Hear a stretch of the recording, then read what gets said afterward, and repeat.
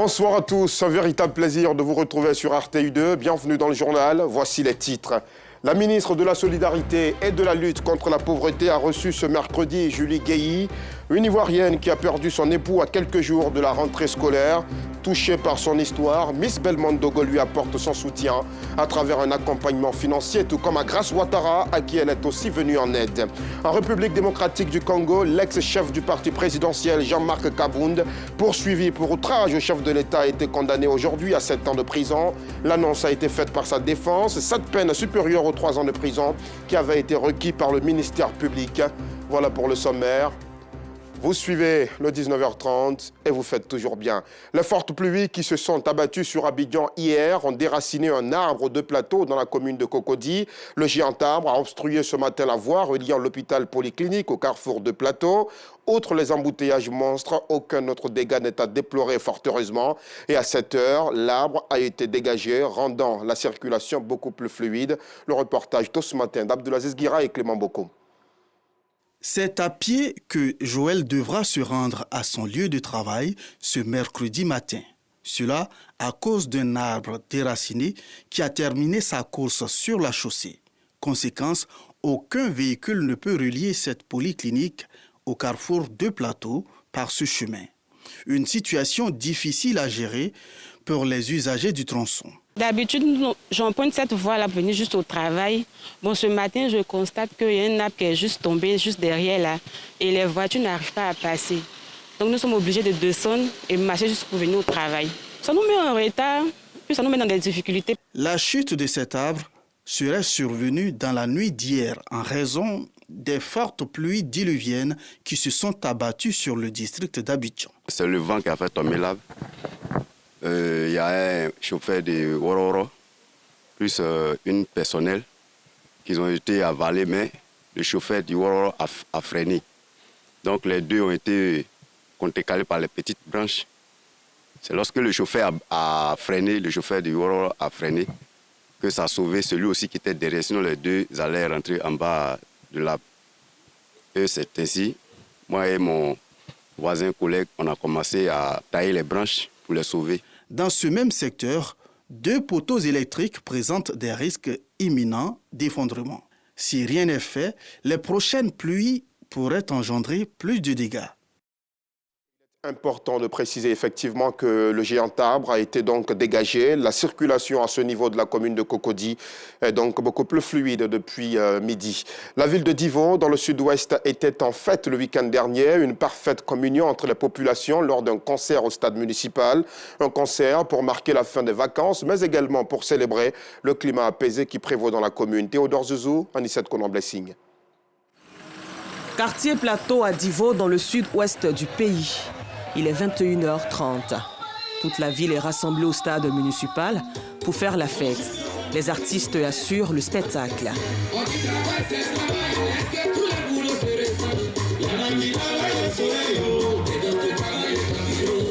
Le public est en extase. Carton plein à ce concert gratuit pour marquer la fin des vacances scolaires et des élections municipales et régionales sans heurts dans la cité. Je pense que le développement d'abord, ça commence d'abord par l'attente entre la jeunesse de Divo.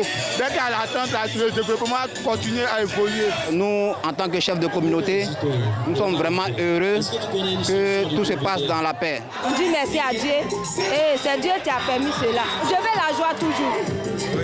Quand il y a la joie, vraiment tout va bien. Initiative du ministre Amédée Kouakou, par ailleurs maire sortant de la commune. À ses côtés, la ministre gouverneure du district des Lacs, Raymond Goudou Kofi, venue le soutenir. Une solidarité exprimée à travers la fusion avec tout le public, dont la présence à ce concert est un exemple de vivre ensemble. C'est tout ce que nous avons apporté comme développement grâce au président Alassane Ouattara dans cette grande région. Et les populations, chaque fois que vous leur apportez le développement, ces populations sont reconnaissantes.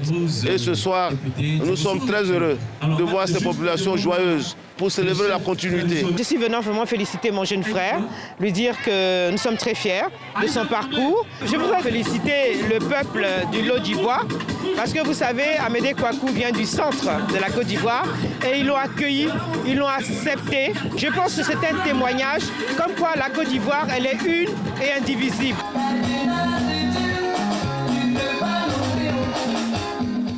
Quelques heures plus tôt, les vainqueurs des différents tournois de football qui ont rythmé les vacances ont été récompensés.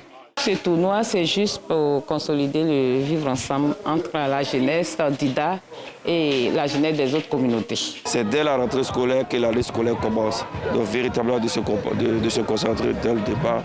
Et je souhaite très bonne rentrée à toute la jeunesse de Divo. Aujourd'hui, les habitants de Divo vivent en bonne intelligence et la cohésion sociale est une réalité. Toute chose qui concourt au développement de la localité que les autorités s'engagent à poursuivre pour le bien-être de tous. La jeune chambre internationale Abidjan Elite a célébré lors d'une cérémonie l'excellence. Le club service veut faire la promotion de cette valeur pour une Côte d'Ivoire beaucoup plus émergente. Le reportage de Mamadou Kouassi.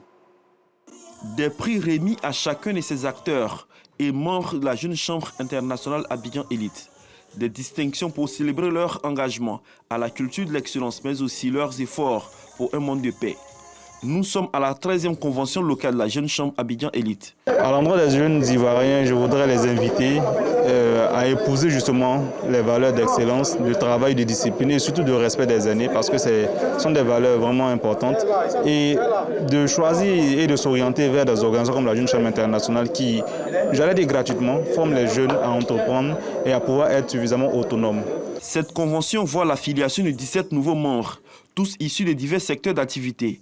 Ils y reçoivent les orientations du président national de la jeune chambre internationale. Pour le prochain mandat, le choix de l'ensemble des membres s'est porté sur Seka Fabien pour diriger la jeune chambre Abidjan Elite.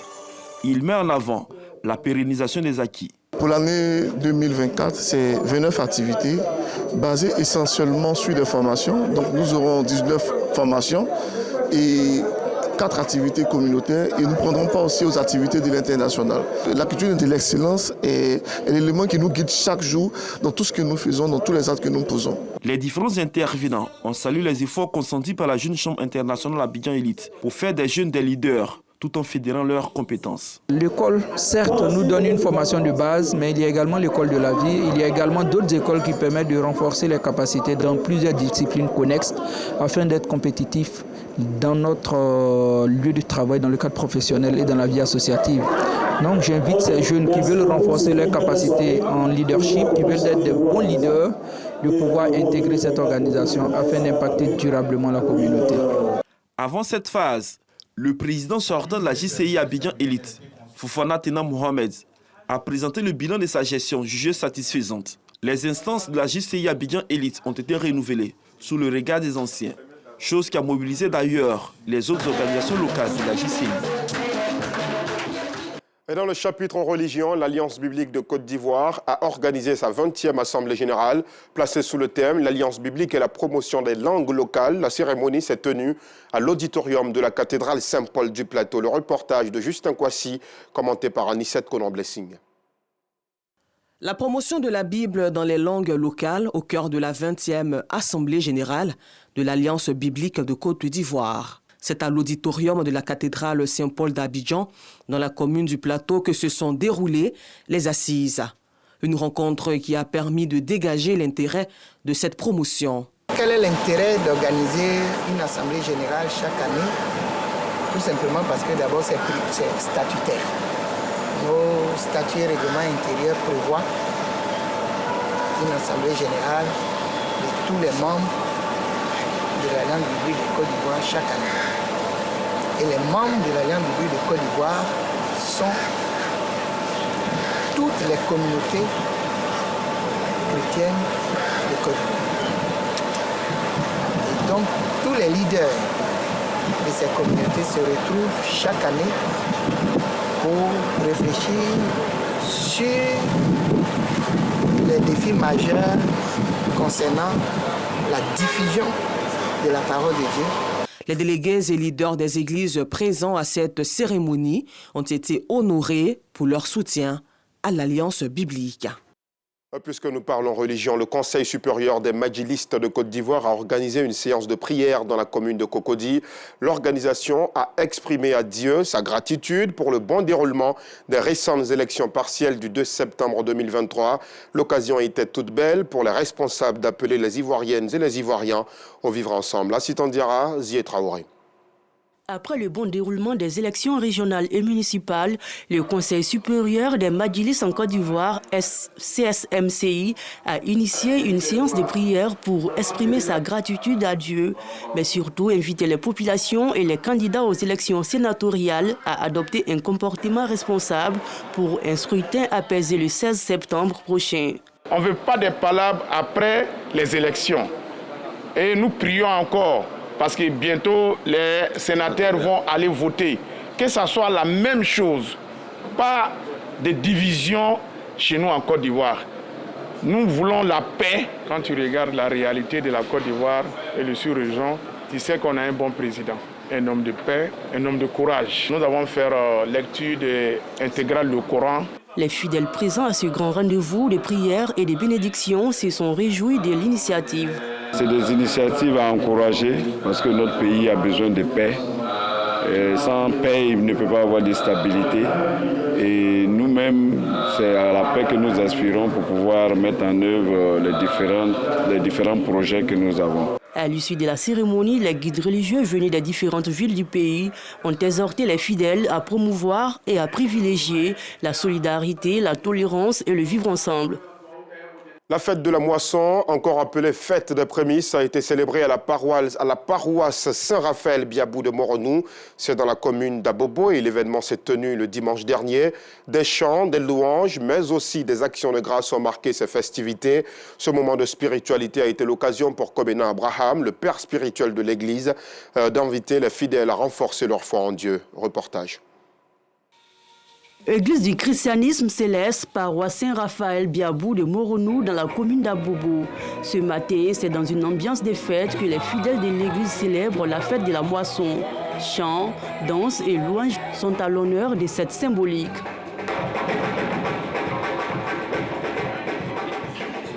C'est la joie, c'est la fin de l'année, c'est la récolte, c'est l'abondance.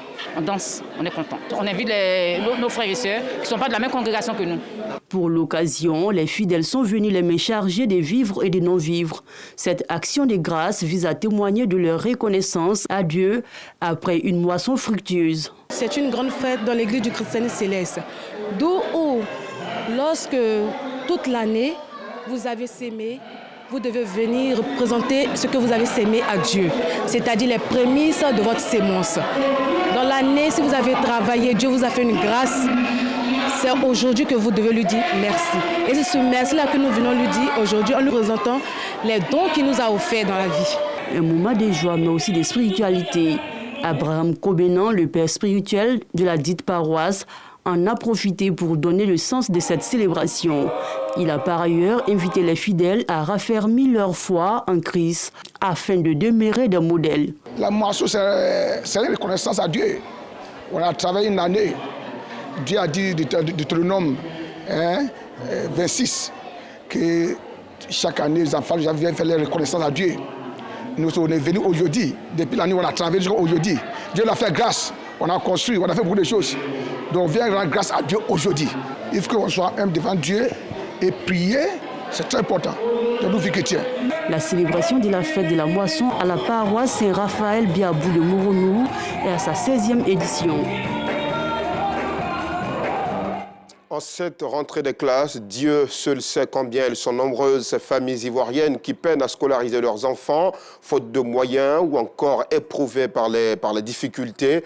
C'est le cas de Julie Gueyi, une Ivoirienne qui a perdu son époux à quelques jours de la rentrée scolaire. Touchée par son histoire, Miss Belmondogo, la ministre de la Solidarité et de la lutte contre la pauvreté, lui apporte son soutien à travers un accompagnement financier. La ministre est aussi venue en aide à Grace Ouattara, une élève en situation de handicap. Le reportage d'Assitan Diarra et Farida Sissé. Julie Gueye, mère de 3 enfants, a perdu son époux à quelques jours de la rentrée des classes. Il souffrait d'une gangrène du pied. La ministre Belmonte Dogo a été touchée par l'histoire de la famille Gueye après avoir suivi le dossier du dimanche 3 septembre, diffusé au JT de RTI2, relatif aux préparatifs de la rentrée scolaire. La veuve a été reçue avec ses enfants ce mercredi après-midi par la ministre de la Solidarité et de la lutte contre la pauvreté à son cabinet. Nous avons écouté Mme Gueye s'exprimer, demander de l'aide et nous avons répondu favorablement à sa demande. Au-delà des difficultés qu'elle avait à inscrire ses enfants, le ministère la prend en charge sur toute une année. Elle sera logée sur 1 an. Elle vient de recevoir 500 000 francs pour une activité génératrice de revenus. Elle sera accompagnée, suivie. Comme je l'ai dit, le plus important pour nous, ce n'est pas cet argent que nous donnons. Le plus important pour nous est qu'1 an après, Mme Gueye puisse se prendre en charge comme il se doit, puisse s'occuper de ses enfants, puisse avoir de quoi se nourrir, de quoi épargner, avoir une activité génératrice de revenus. Un geste qui vise à redonner le sourire à cette famille, mais aussi à lui apporter le soutien et la compassion du gouvernement. Je dis merci beaucoup. Dieu l'a béni. Tout ce qu'elle a fait pour moi, là. Je ne peux jamais oublier. Je dis merci. Tout ce qu'elle a dit, elle dit de faire, elle fait. Ça me dépasse. C'est pas ce qu'il a dit. Je dis merci à RTI2. Dieu l'a béni aussi. La ministre de la Solidarité et de la lutte contre la pauvreté a aussi apporté son soutien à Grace Ouattara, élève et personnes en situation de handicap. Elle avait suscité l'intérêt des internautes après une vidéo la montrant en train de tresser malgré son handicap. Je veux dire merci à maman pour tout ce qu'elle fait pour ma famille et moi. La famille Gueye et Grace Ouattara repartent le cœur en paix, témoignant leur infinie reconnaissance au gouvernement. La 2e édition du prix Marie-Laure d'Ivoire a été lancée aujourd'hui. L'initiative de la journaliste présentatrice Marie-Laure Ngoran fait la promotion des Ivoiriens de la diaspora qui excellent dans leur domaine de compétences. L'événement est prévu se tenir le 28 novembre 2023 à Bruxelles. Le reportage de Yacouba Koulibaly, commenté par Assit Andiara. Mettre en lumière les potentialités économiques, humaines, culturelles qui rehaussent l'image de la Côte d'Ivoire à l'extérieur. C'est l'objectif visé par Marie-Laure d'Ivoire en collaboration avec la Mutuelle des familles des diasporas ivoiriennes, MFDI, qui entendent valoriser le leadership des compatriotes ivoiriens brillant dans différents domaines de compétences à l'extérieur de leur pays. C'est l'enjeu au cœur du lancement de la 2e édition du prix Marie-Laure d'Ivoire, prévu dans 2 mois.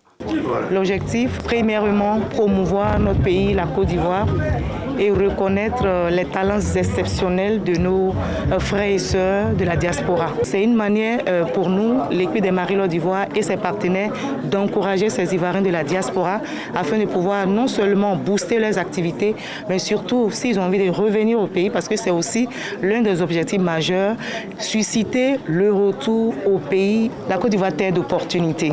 C'est autour de ce thème central que va se tenir la 2e édition des Marie-Laure d'Ivoire.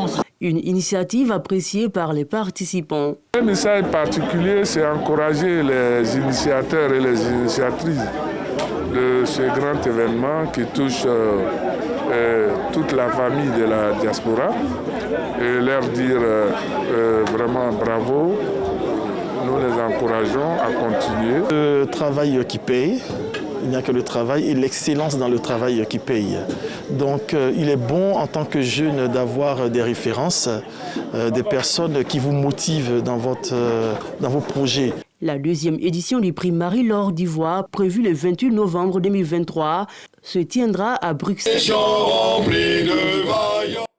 Dans l'actualité internationale, l'ex-chef du parti présidentiel en RDC, Jean-Marc Kabound, poursuivi pour outrage au chef de l'État, a été condamné aujourd'hui à 7 ans de prison. Selon la défense, l'annonce a donc été faite par sa défense. Cette peine est supérieure aux 3 ans de prison qui avaient été requis par le ministère public. La Cour de cassation a jugé que toutes les infractions pour lesquelles Kabound était poursuivi étaient donc établies.